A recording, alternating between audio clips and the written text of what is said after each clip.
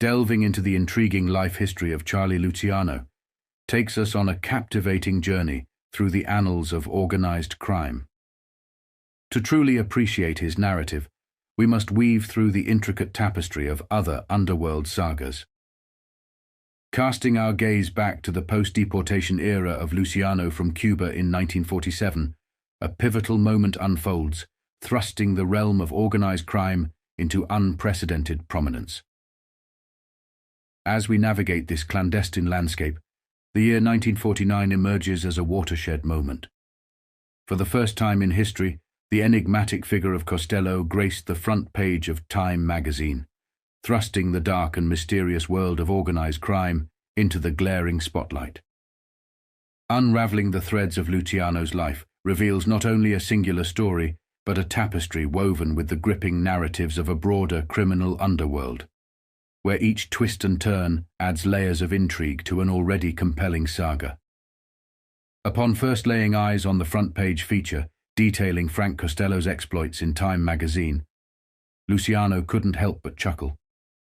To him, it seemed almost comical, a moment to scoff at the unfolding drama. In that fleeting instance, he sensed a peculiar kinship with the spotlight, a sense that perhaps finally it was his turn to take center stage. Yet beneath the laughter lingered a lifetime of grappling with relentless press scrutiny, a constant companion that Luciano had never invited, but had learned to endure. The irony of the situation added a layer of complexity to his emotions, transforming a seemingly trivial incident into a poignant reflection on the paradoxical nature of the attention he had navigated throughout his life. However, behind Luciano's initial laughter lay a more ominous reality concealed within the pages of that fateful 1949 Time magazine issue. The feature delved deep into the shadows, unraveling not just the story of Costello's operations in New York, but casting a sinister spotlight across America with a particular emphasis on the enigmatic underworld of New Orleans, Louisiana. The magazine's ink held more than just words. It bore witness to the sprawling web of Costello's influence stretching far beyond the familiar cityscape of New York. Luciano, in that moment of laughter, couldn't escape the gravity of the revelations. Dark undertones that hinted at a vast and intricate tapestry of organized crime woven across the nation.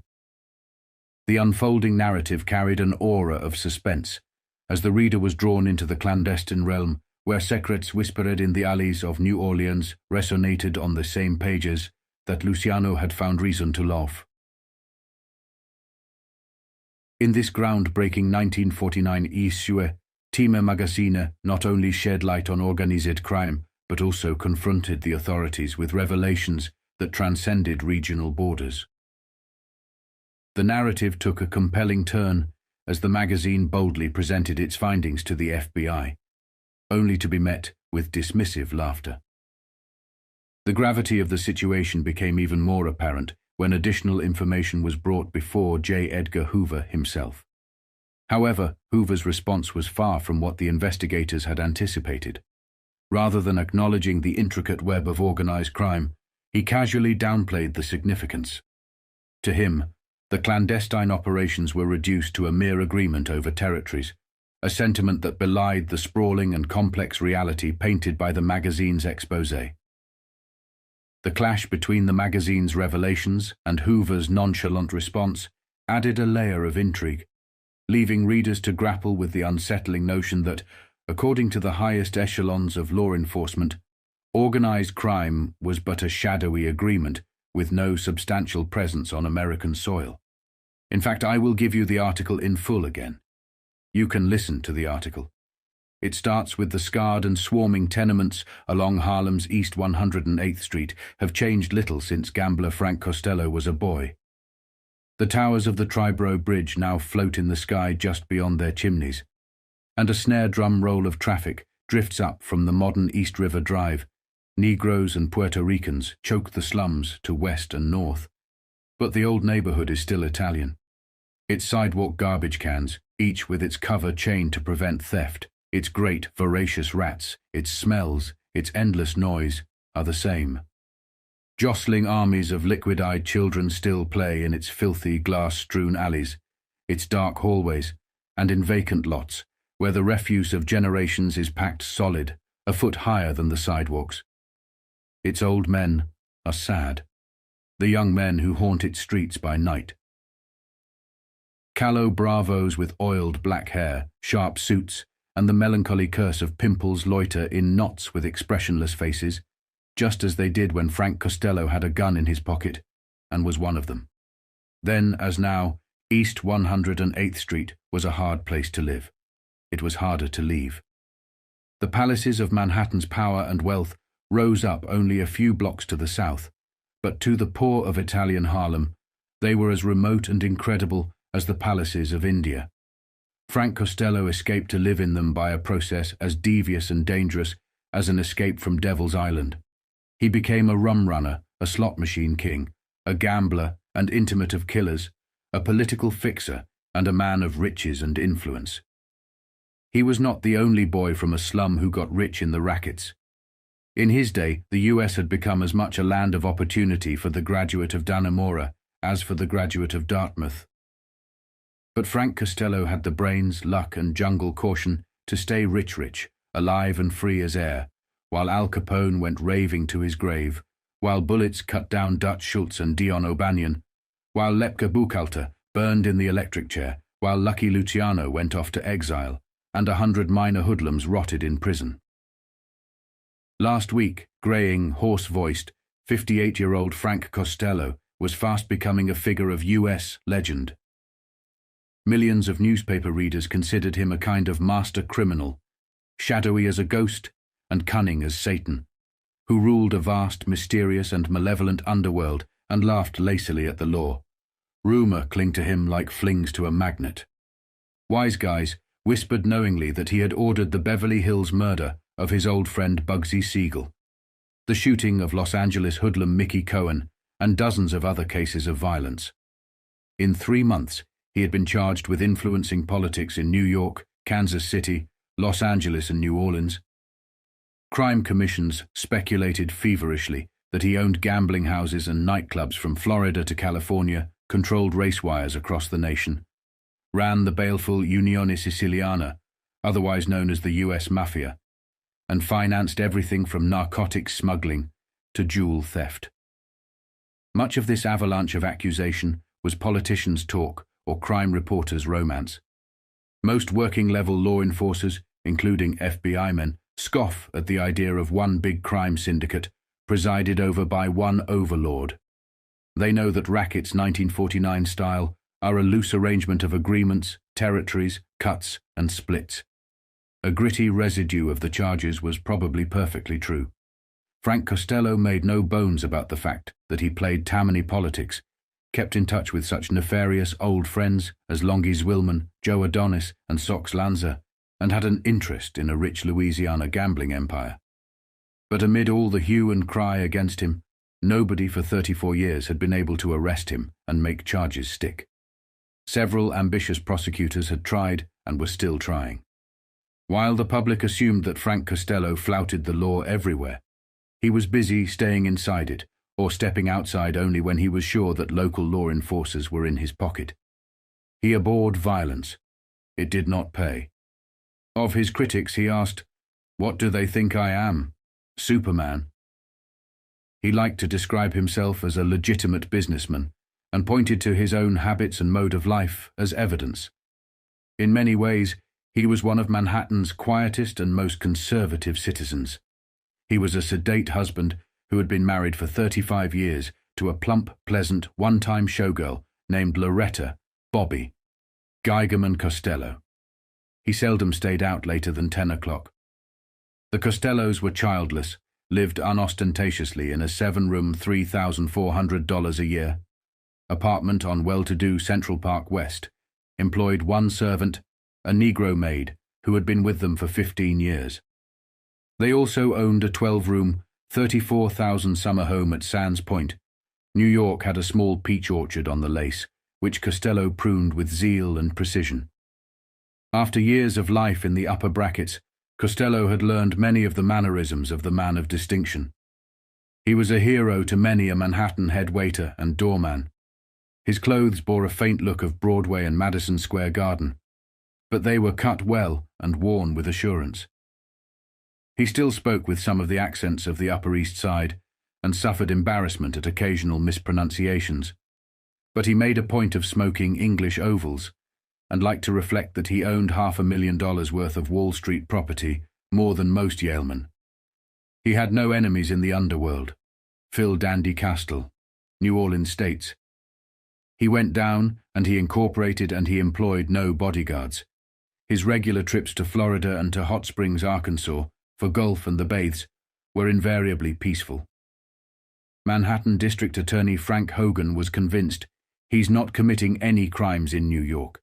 If he was, I'd slap him down so fast it'd make his head swim.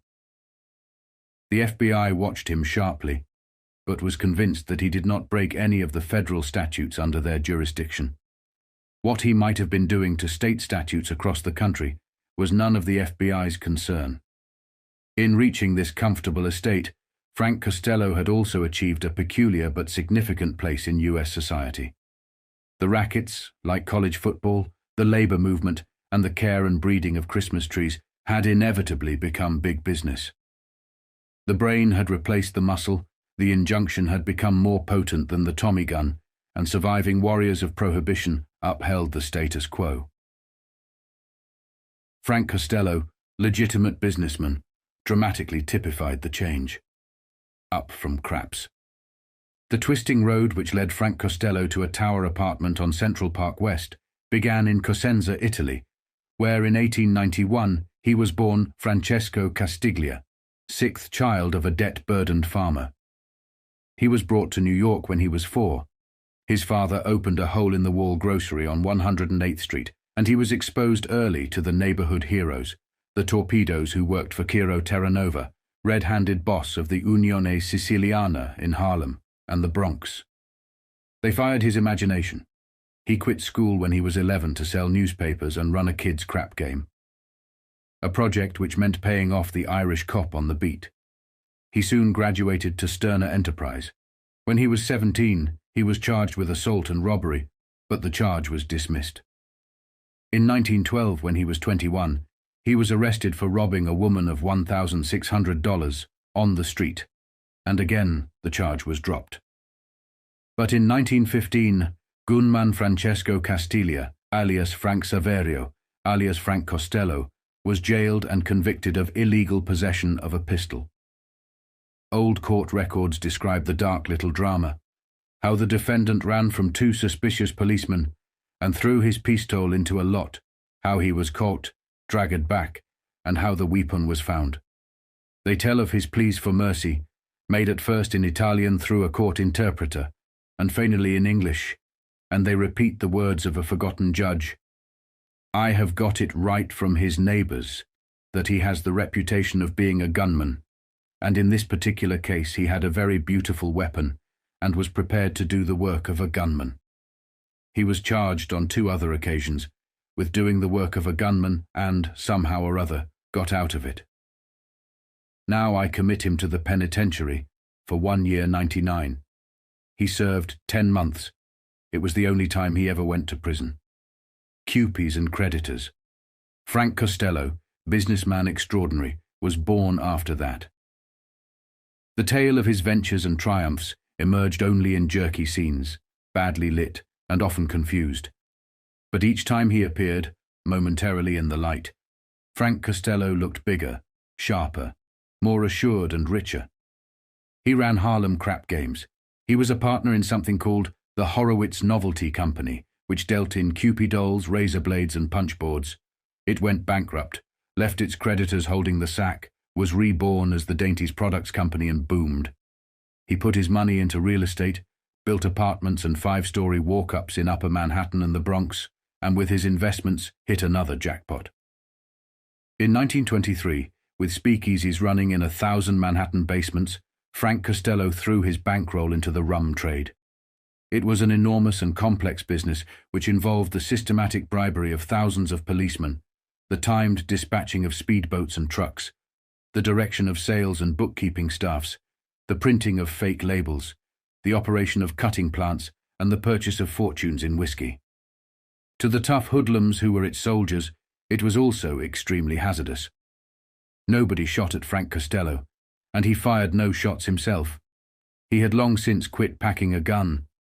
He was a big shot from the start, a fixer, conniver, ship operator, and financier, who did his work in an office at 405 Lexington Avenue, made business trips to Montreal to buy liquor from Canadian and European exporters, took enormous risks, and made enormous profits. He also kept himself so shadowy and unobtrusive a figure that when U.S. Attorney Emory Buckner made a desperate but unsuccessful effort to smash the liquor racket, Costello was erroneously charged with being an accomplice rather than a competitor of rum king Big Bill Dwyer. But he was recognized and respected among the barons of the underworld.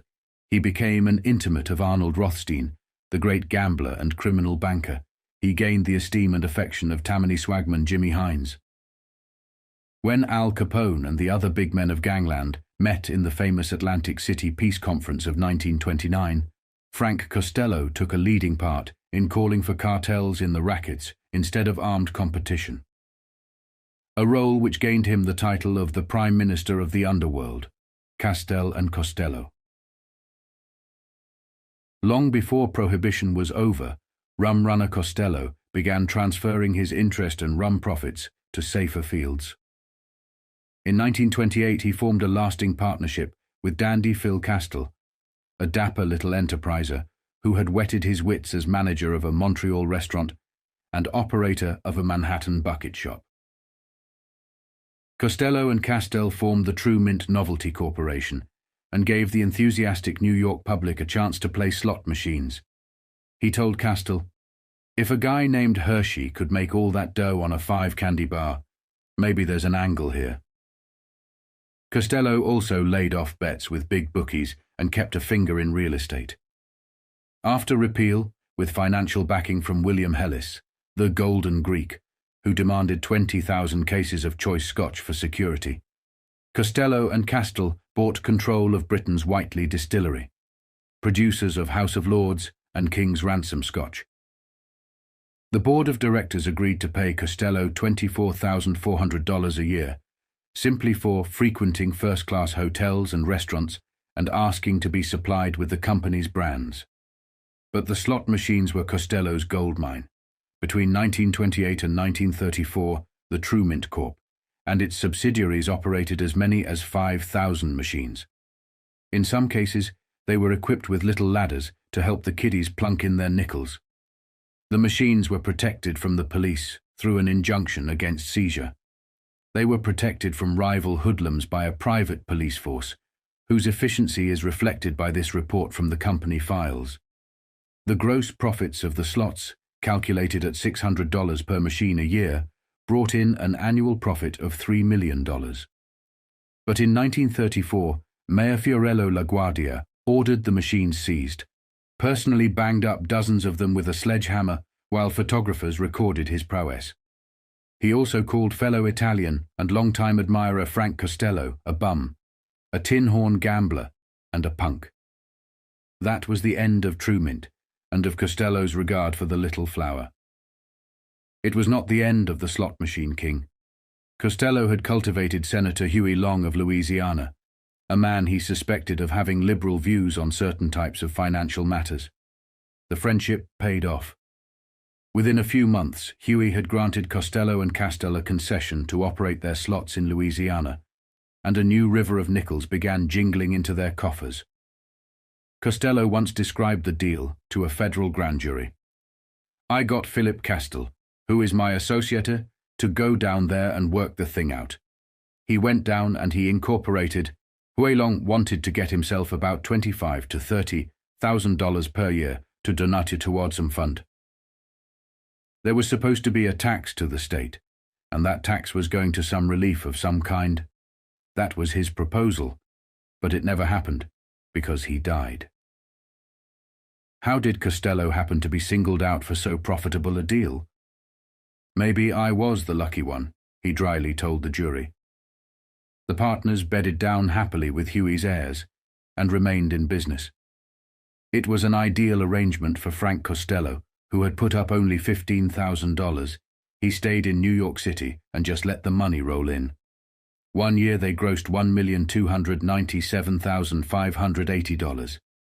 The Louisiana venture was still an ideal arrangement last week, even though slot machines are illegal in Louisiana and reform Mayor Chet Morrison had chased them out of New Orleans. Dandy Phil, who lives in a brick mansion in the city, devoted himself to managing the lush dining room and the gaming tables of the white colonial Beverly Club, a Costello enterprise which had risen in 1945 in wide-open suburban Jefferson Parish. Mr. Schedule. With his business embarrassments thus detached and distant from his hometown, Frank Costello lived as openly as his more respectable neighbors along apartment line in Central Park. He followed an almost unvarying routine. I go places so regularly, they call me Mr. Scheduler. At 10 in the morning, with commuter-like regularity, he walked into the big, opulent, mirrored barbershop of the Waldorf Astoria Hotel for a shave, a manicure, and, if need be, a trim. Afterwards he seated himself on a leather chair near the doors and received those who wished to chat, make quick touches, or offer him investment opportunities. He usually ate lunch at the Waldorf's Norse Grill, just across the hall, was always greeted effusively by the hat-check girl, $2 tip, the head waiter, $3 tip, and the lucky man who served his table.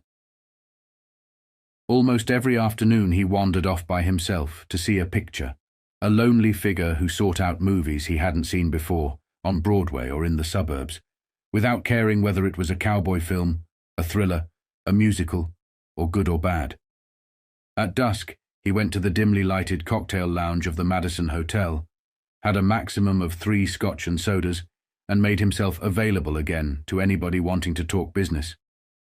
He professed to be a happy burger and well content with his lot, but at other times he seemed like a restless man. He said, "We all got just a certain number of hours to live. I don't understand why people waste time." Frank Costello, who had once lusted for wealth, lusted for respectability. He was steadily thwarted. He had lived by stealth and secrecy, had avoided newsmen like the plague, but his power and influence had brought him torrents of publicity, all of it bad. The storm broke on him just before a municipal election in August 1943. District Attorney Hogan, who had tapped Costello's telephone, reported the conversation which had ensued when one Thomas Aurelio called Costello the morning after Aurelio had been nominated for New York's Supreme Court. Aurelio: "Good morning, Francesco. How are you? And thanks for everything." Costello: "Congratulations. It went over perfectly. When I tell you something is in the bag, you can rest assured, Aurelio. Right now, I want to assure you of my loyalty for all you have done. It is undying." After that, Frank Costello was poison in the big city. This year, when he gave a $100 a plate charity dinner for the Salvation Army at the Copacabana, 8 judges, including Aurelio, a congressman, and all the top Tammany politicos turned up in dutiful droves.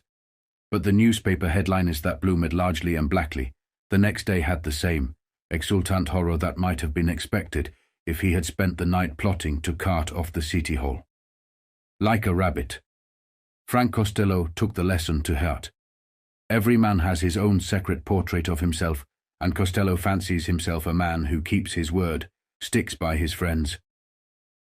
I know a lot of people who are not exactly legitimate, but that do not mean I'm in bed with them, does it? And does countless good deeds. After all, wasn't he supporting a boys' town in Italy? Didn't he quietly give away thousands to charity every year, including some run by papers which damned him? And didn't he give a $5,000 bonus apiece to each of his nephews who went into the army? One day last week, nervously cascading a stream of quarters from one hand to the other, he talked a little about himself. "Right now, I'm cleaner than 99% of New Yorkers," he said. "Now, I don't want you should get the wrong impression. I never sold any Bibles." But he insisted that he obeyed the law. "There they all are with their shotguns waiting for me to come out of a hole like a rabbit. Do you think I could get away with anything? It's ridiculous." He discussed the charges that crime commissions and politicians around the US continually made. I tell them if they want me, let me know, and I'll come at my own expense. I got nothing to hide. Of the narcotic trade, I'd rather die than sell dope. He talked of some of the impulses which big money had given him. Back in the 20s, he had revisited his birthplace in Italy and handed out stacks of lyre to everyone. What was 100 lyre, just 3 lousy bucks? On fishing trips to Louisiana's bayou country, he took along about $25 worth of cheap candy, tossed it to Cajun children on the riverbanks. I sure feel for them kids. He was even philosophical about the publicity which had become his cross. I'm like Coca-Cola. There are lots of drinks as good as Coca-Cola. Pepsi-Cola is a good drink, but Pepsi-Cola never got the advertising Coca-Cola got. I'm not Pepsi-Cola, I'm Coca-Cola, because I got so much advertising. But Frank Costello was a realist. He no longer mentioned the names of friends among better people, and tried to avoid public introductions which would embarrass them. The US, which had drunk Frank Costello's whiskey, played his slot machines, and looked the other way when his money was slipped to public officials, did not think he was a very pleasant fellow. It never would. And as the riveting article approached its conclusion, an unexpected twist unfolded. The investigators, instead of unraveling the enigma surrounding Luciano, shifted the spotlight to a new target: Frank Costello. The ink on the pages traced the labyrinthine history of Costello, transforming him into the next focal point. With Luciano in exile and seemingly concluded, the attention of both the authorities and the underworld homed in on Costello. In this abrupt pivot, the narrative took on an air of suspense. People, aware of Luciano's exile, witnessed the unfolding drama as the investigative spotlight zeroed in on a new, intriguing figure. The chessboard of organized crime was rearranged, and the dynamics shifted, leaving readers captivated by the unpredictability of the underworld's ever-evolving narrative. As Costello emerged as the next target, the article closed, leaving readers to ponder the mysteries and uncertainties that lay ahead in the relentless pursuit of justice and power within the clandestine world they had just explored. The narrative delved into the intricate world of organized crime, weaving a tapestry that extended far beyond the known territories. Among the key players was Phil "Dandy" Castile, whose operations in and around New Orleans, Louisiana, emerged as a crucial focal point. What unfolded went beyond the legacy of the Huey Long family. It cast a shadow that revealed the rising influence of the Carlos Marcello family. The stage was set against a backdrop of international exile for Luciano, expelled from the United States in 1946, and subsequently from Cuba in 1947. In this power vacuum, Luciano's reins of authority stretched across the Atlantic to Italy, leaving Frank Costello at the helm of operations in the States. However, as the magazine meticulously unraveled, the hunter became the hunted. Costello found himself in the crosshairs of relentless press attention. As the world underwent a transformative shift, technology began to weave its influence into the fabric of daily life. Television, a burgeoning medium, found its way into every American home. Simultaneously across the Atlantic, the British people were captivated by the grandeur of a new Queen's coronation, a spectacle heralding change and continuity. Yet in the United States, the first flickering images to dance across American television screens were not of regal ceremonies, but rather an intense and riveting drama, the Kefauver hearings. As television sets became a fixture in households, the nation collectively tuned in to witness a different kind of coronation, the unveiling of the hidden world of Organised crime. Estes Kefauver, armed with a determination to expose the underworld's secrets, brought forth a parody of gangsters to testify before the nation. The contrast between the glitz of a royal coronation and the gritty reality of crime being laid bare on television was stark. American viewers found themselves on the edge of their seats, not for the scripted elegance of monarchy, but for the unscripted revelations of a nation grappling with the shadows within. The Kefauver hearings, broadcast into American living rooms, marked a paradigm shift in the role of television. It was not just a source of entertainment, it became a powerful medium for exposing societal truths. The first chapter written on the television screens of American homes was not one of royal glamour, but a gripping narrative of gangsters, crime, and the relentless pursuit of justice. Amidst this strategic chessboard of power, Costello's ventures in New Orleans added a layer of complexity. The tendrils of organized crime extended, intertwining with political and familial webs. Luciano, now a distant ruler in Italy, watched as Costello navigated the treacherous landscape. The article concluded with a foreboding note, hinting at the imminent storm that would be unleashed with the Kefauver hearings just 2 years away. The stage was set for a dramatic unveiling of the secrets, alliances, and power struggles within the intricate tapestry of the underworld. This magazine, wielding a narrative that would echo through the political corridors of Washington, wasn't just causing a stir, it was disrupting the delicate balance of power. Within its pages, the convergence of vice was exposed, with gambling, narcotics, prostitution, and the influence of the New York mafia seeping into the seams of society. Behind these operations lurked figures like Carlos Marcello, orchestrating a shadowy dance of illicit activities. Enter Senator Estes Kefauver, a man whose motivations, upon closer inspection, seemed more driven by the allure of fame than a genuine pursuit of justice.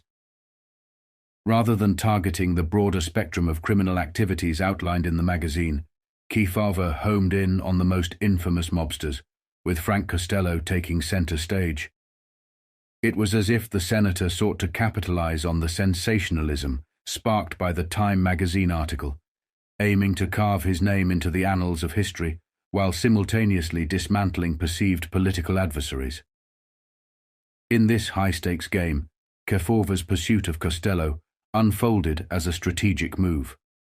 The senator, fueled by the desire for notoriety, sought to ride the wave of public attention generated by the exposé.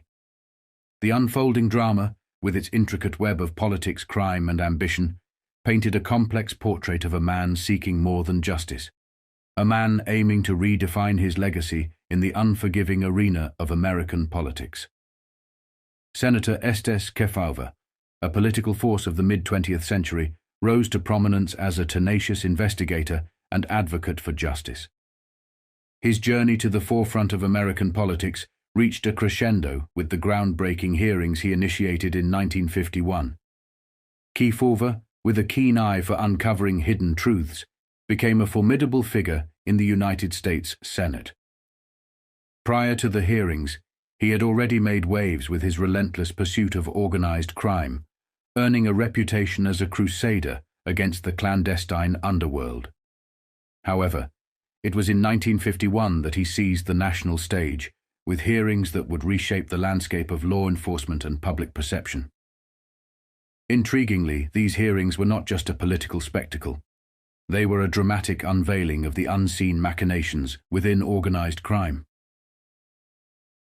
As Kefauver delved into the underbelly of the nation's criminal enterprises, the hearings became a gripping saga, capturing the attention of the American public. The senator's dedication to exposing corruption and criminal networks painted him as a modern-day detective, unraveling a mystery that had long festered in the shadows. Senator Kefauver's hearings, initiated in 1951, marked a pivotal moment in the nation's fight against organized crime. The echoes of his pursuit for justice continue to resonate in the annals of American history, a testament to his indomitable spirit in the face of the elusive and powerful forces that lurked in the underbelly of society. As we conclude this captivating journey into the shadows of organized crime and political intrigue, stay tuned for the next chapter. The threads we've unraveled so far are but the beginning of a tapestry woven with secrets, ambitions, and the relentless pursuit of power. If you find this narrative gripping, don't forget to like, subscribe, and hit that notification bell. The forthcoming follow-up promises even more twists and turns, revealing the untold chapters that lie ahead. In the world we've explored, where justice and fame entwine in a delicate dance, every revelation adds layers to a story that transcends the pages of history. Join us on this riveting exploration, where each episode promises to elevate the intrigue. Until then, thank you for listening, and stay tuned for the next installment. The saga continues, and you won't want to miss a single revelation.